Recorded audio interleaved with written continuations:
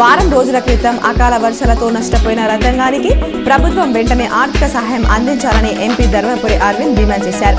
శుక్రవారం ఎడపల్లి మండలంలో ఆయన పర్యటించారు. వరి పంట పొట్ట దశలో ఉండగా అకాల వర్షాలు రైతులకు తీవ్ర మనస్తాపాన్ని కలిగించాయన్నారు.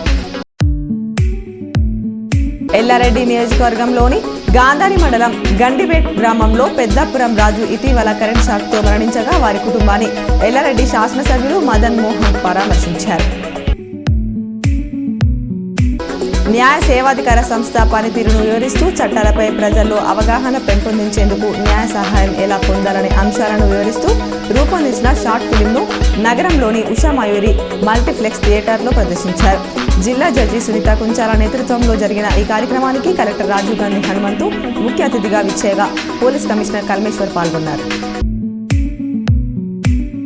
దేశగతిని మార్చే ఓటు అనే వజ్రాయుధం మీ చేతిలో ఉందని, ఓటు ప్రాముఖ్యతను గుర్తెరిగి మే 13న జరగబోయే పార్లమెంట్ ఎన్నికల్లో తప్పక ఓటు వేయాలని జిల్లా collector Jitesh C Patil, SP Sindhu శర్మలు ప్రజలకు విజ్ఞప్తి చేశారు.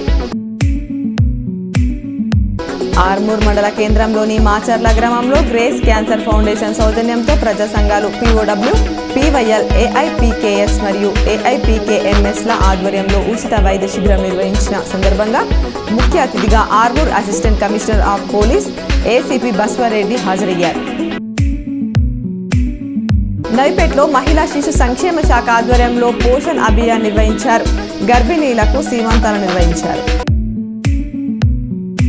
మాటూరు మండలంలోని కొత్తపల్లి గ్రామంలో పశువులకు గాలికుంటు నివారణకు ఉచిత టీకాల పంపిణీ కార్యక్రమాన్ని మండల పశు వైద్య సిబ్బంది, పంపిణీ సిబ్బంది నిర్వహించారు. ఇందల్వాయి MRO ఆఫీసులో ఓటర్ల నమోదుపై BLOలకు MRO వెంకట్రావు అవగాహన కల్పించారు.